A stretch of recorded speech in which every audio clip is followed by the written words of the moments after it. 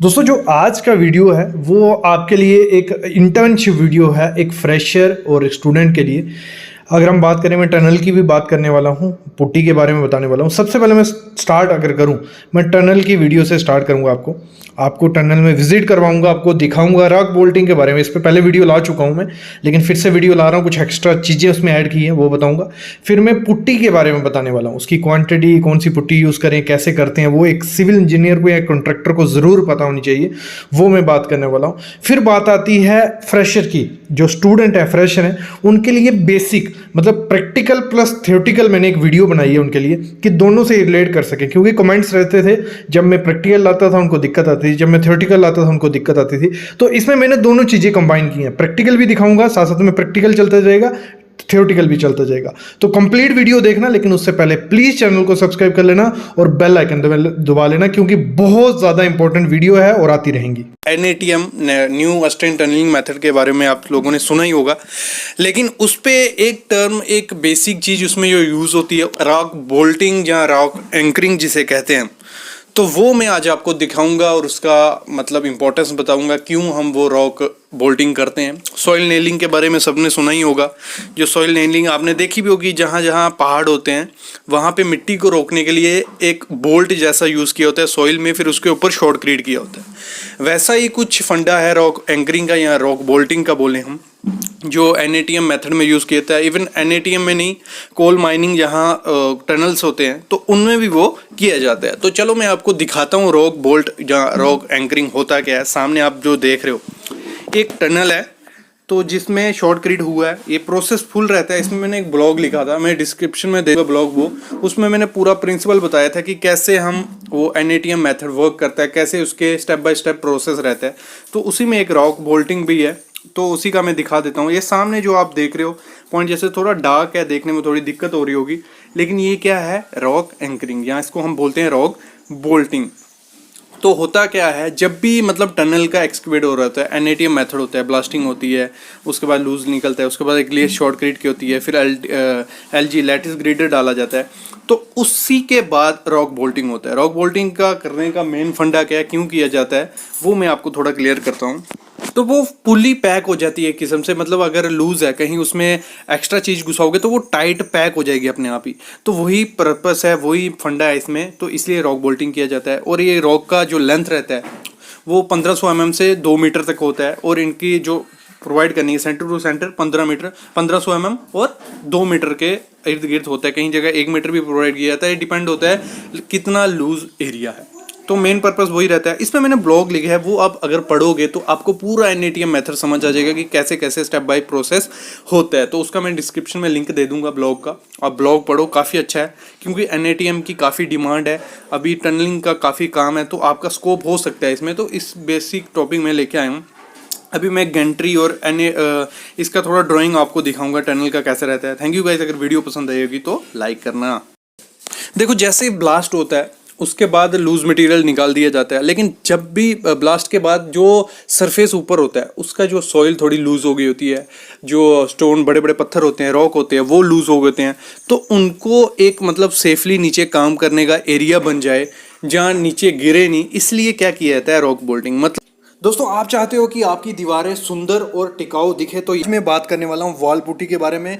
जितने भी क्वेश्चन आपके माइंड में होंगे सब इस वीडियो में मैं क्लियर करूँगा, कि कितना पानी हमें पुट्टी में मिलाना चाहिए और कितने और के लिए पुट्टी रहने देनी चाहिए, कौन सा बैग 20 kg वाला सही रहता है, 40 kg वाला, जहाँ कौन सी कंपनी अच्छी है वॉल पुट्टी की, जहाँ और भी की मतलब कितनी क्वांटिटी। मैं इसमें ये भी बता दूंगा कि आप क्वांटिटी कैसे कैलकुलेट कर सकते हो कि आपके घर पे कितनी वॉल पुट्टी लगने वाली है। सबसे पहले बात करते हैं वॉल पुट्टी और POP का डिफरेंस के साथ, फिर बाकी डिटेल में साथ साथ में शेयर करते जाऊंगा।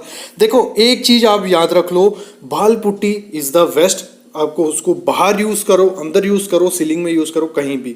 और POP का अगर मैं बात करूं, POP को कभी भी आप बाहर यूज नहीं कर सकते। उस पर अगर पानी लगेगा ना तो वो गिरने लग पड़ती है। कभी भी जहां डैम्पनेस होती है, जहां सीलन होती है, वहां POP मत लगाना, वो इतनी खराब दिखेगी, थोड़े दिनों बाद पपड़ी बन के वो नीचे गिर जाएगी। ठीक है, POP को आप बाहर ही रखो। POP देखो, एक जिप्सम का प्रोडक्ट होता है, उसको कहाँ लगाया जाता है, जहाँ डेकोरेशन करनी होती है। मतलब जैसे सीलिंग में कभी पीओपी की होती है, देखो सामने जो किया जा रहा है काम, तो वो पीओपी का काम ही है।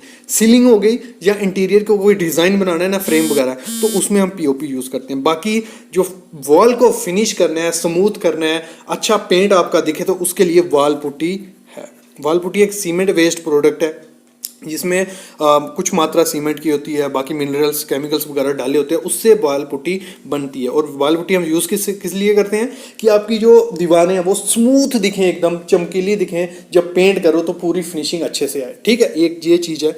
तो अभी मैं बात करता हूँ कि वॉल पुट्टी करने से पहले क्या क्या करना है। वॉल पुट्टी करने से पहले हमेशा आपका जो प्लस्तर होगा ना, वो स्मूथ होना चाहिए। एक झाड़ू आता है या ब्रश आता है, स्लीव ब्रश, वो अच्छे से मार दो, उसके बाद उसके 2 कोट कर दो, उसके बाद पेंट कर दोगे तो हमेशा आपका वॉल पुट्टी और सेफ अच्छा रहेगा। अभी मैं बात करता हूँ कि देखो जहाँ डैम्पनेस होती है, जहाँ सीलन होती है ना, थोड़ी बहुत सीलन, वहाँ अगर आप वॉल पुट्टी करते हो तो वो क्या होती है, वॉल पुट्टी कभी भी पानी अब्जॉर्ब नहीं करती है, तो वो क्या है, आपका थोड़े टाइम तक सेफ रहेगा। अगर ज़्यादा सीलन है वहाँ पुट्टी करोगे तो वो पपड़ी बन के निकल जाएगी। थोड़ी डैम्पनेस है वहाँ वॉल पुट्टी कर दो, वो अच्छा रहता है। अभी मैं बात करूँ इसमें कि सबसे अच्छा प्रोडक्ट किसका है। देखो काफ़ी कंपनी आती हैं, जेके विरला की बात करूँ या जेके वॉल पुट्टी, या और भी काफ़ी कंपनी है, तो कंपनी सब अच्छी हैं। अगर आप जेके वॉल पुट्टी लेते हो वो काफ़ी ज़्यादा अच्छी है।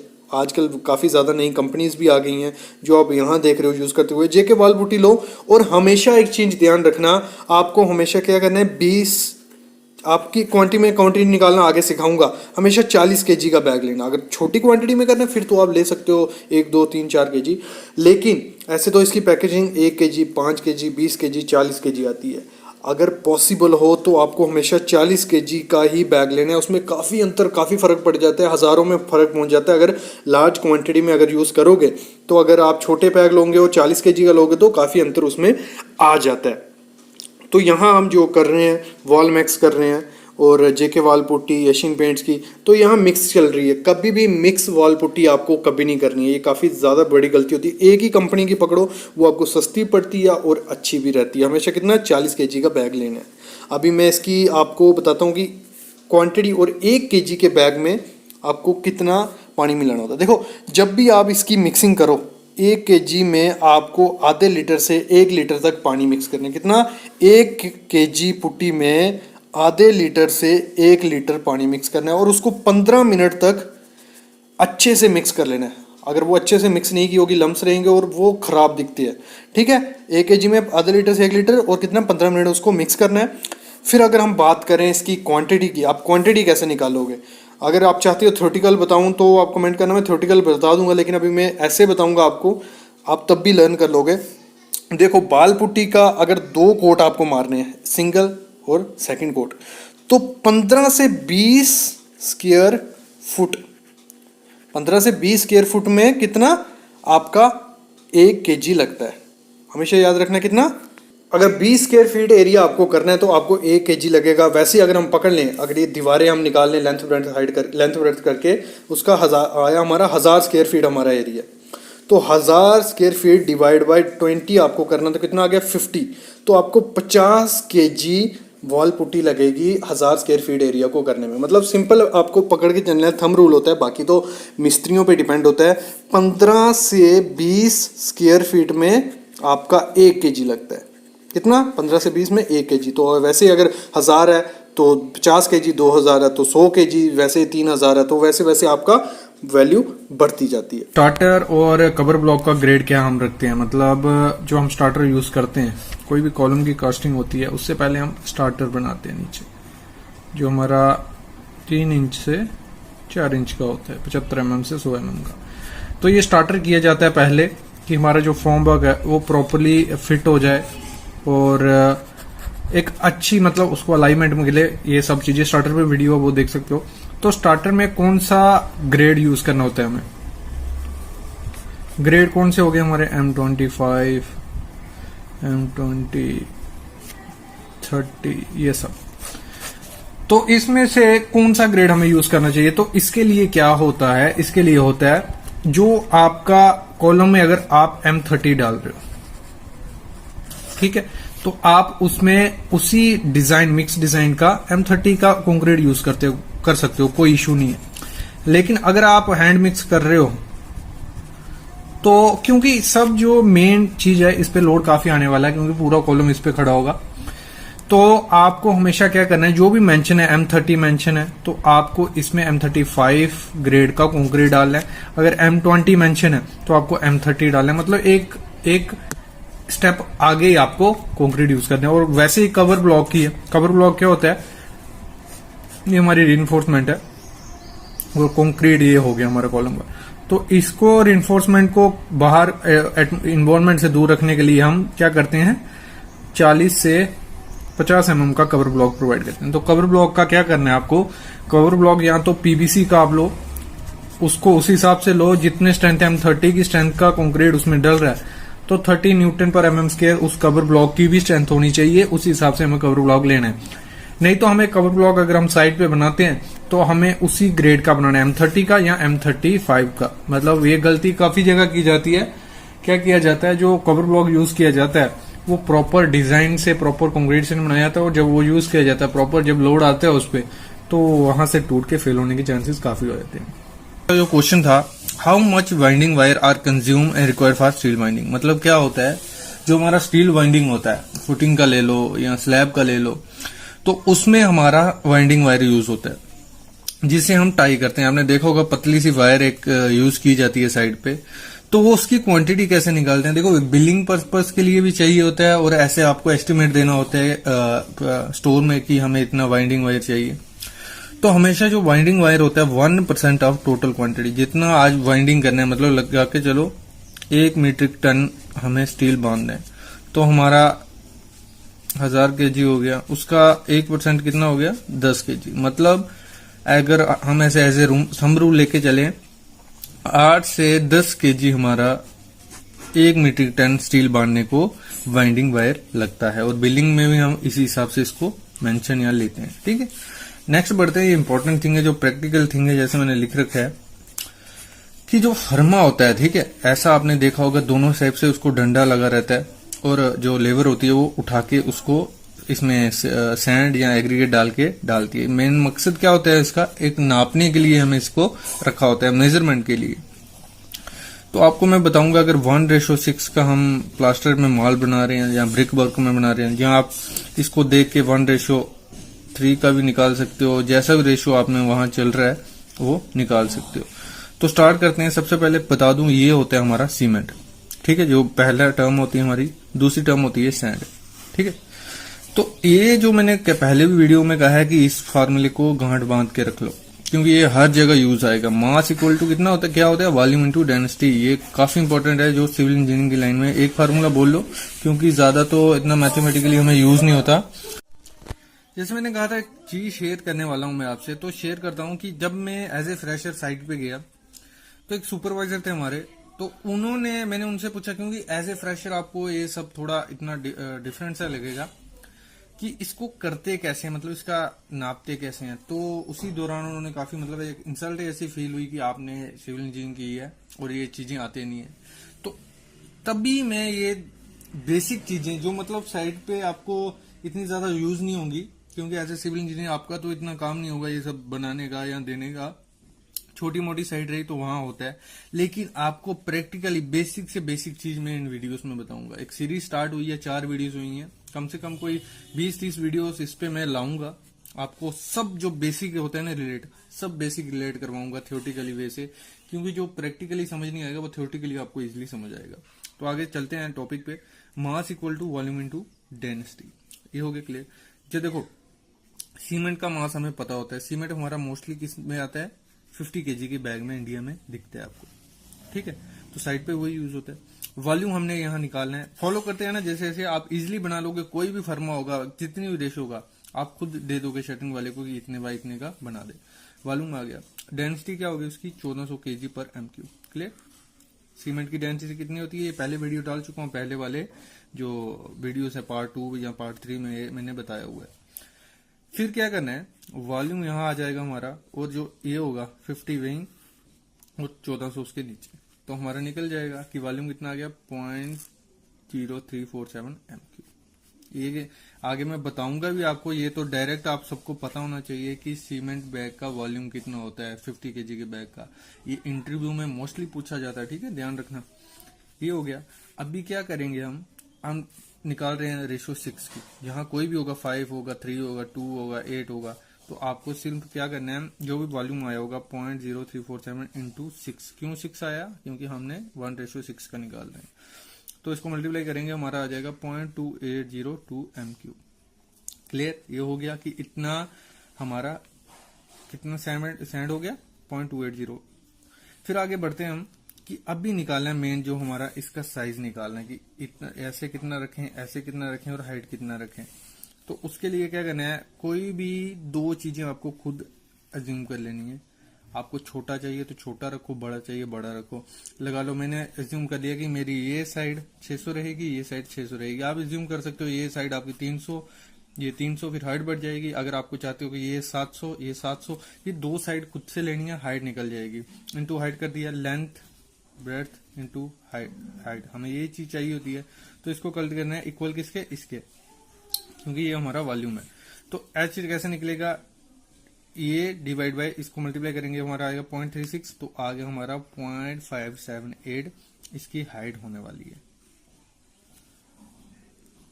ठीक है, क्लियर? मतलब 600 बाई 600 बाई 0.758 का अगर हम करेंगे, अगर हम एक बैग सीमेंट डालेंगे माल में, एक बैग डायरेक्ट डाल दिया, फिर हमने एक ये बकरी डालनी है भर के, फुल भर के, तो हमारा सेम हो जाएगा 1:16 का एक बोरी का माल बन गया। फिर ऐसे ही होता है कि फिर बोलते हैं कि 2 बोरी का माल बनाओ, 3 बोरी का माल बनाओ, वो क्वांटिटी पे डिपेंड होता है। सीमेंट हैंड मिक्स करते हैं तो उसमें CPWD या IS कोड क्या कहता है, जो भी जैसे हमारा मिक्स डिजाइन है M30 के लिए, तो उसमें हमारा 430 kg सीमेंट हमें यूज करना है। लेकिन जब आप ये RMC है, मतलब डिजाइन मिक्स है, बन के आ रहा है माल, अगर आप हैंड मिक्स उसको कर रहे हो तो आपको 410 kg इंटू 10% उसमें ज्यादा सीमेंट हमें डालना ही डालना है। मतलब 43 kg प्लस 430 kg, इतना सीमेंट आपको ज्यादा कर देना है पर m³ पे। मतलब 10% आपको सीमेंट ज्यादा कर देना होता है जब आप हैंड मिक्स कंक्रीट करते हो। ये इंटरव्यू में क्वेश्चन पूछा गया था पटेल में। अगला क्वेश्चन मैं आपको बताऊंगा, जो स्लम कोन होता है हमारा, जो हम कंक्रीट की वर्केबिलिटी चेक करते हैं, या उसकी कंसिस्टेंसी, उसका मटेरियल की क्वालिटी, सेग्रीगेशन तो नहीं हो जाएगा, या ब्लीडिंग मटेरियल नहीं है ना, ब्लीडिंग हो जाए बाद में, इन दोनों पे वीडियो है, आप जरूर देखना। सेग्रीगेशन क्या होता है, हमारा एग्रीगेट अलग हो जाता है, सैंड अलग, सीमेंट अलग, तो अलग अलग हो जाता है, वो सीमेंट कंक्रीट अच्छा नहीं होता। ब्लीडिंग में क्या होता है, जब एक बार कंक्रीट हो जाता है ऊपर पानी की लेयर बन जाती है अगर वाटर रेशियो ज्यादा हो, और इसमें वाटर रेशियो ज्यादा हो या सैंड कम हो या प्रॉपर मटेरियल अगर यूज नहीं करोगे, ये दोनों चीजें आपको देखने को मिलेंगी। उससे हम चेक करते हैं। तो क्वेश्चन पूछा जाता है, तो इसको कितने लेयर में बढ़ते हैं हम, 4 लेयर में, 75 mm की 4 लेयर में हम इसको भरते हैं।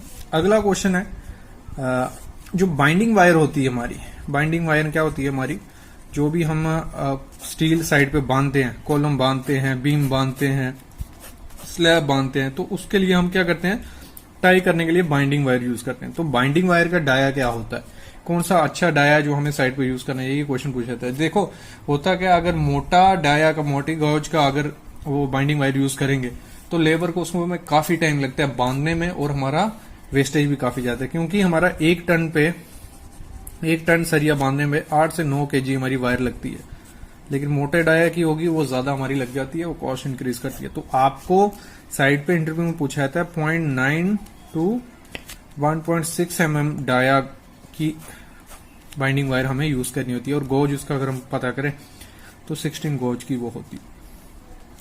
क्लियर?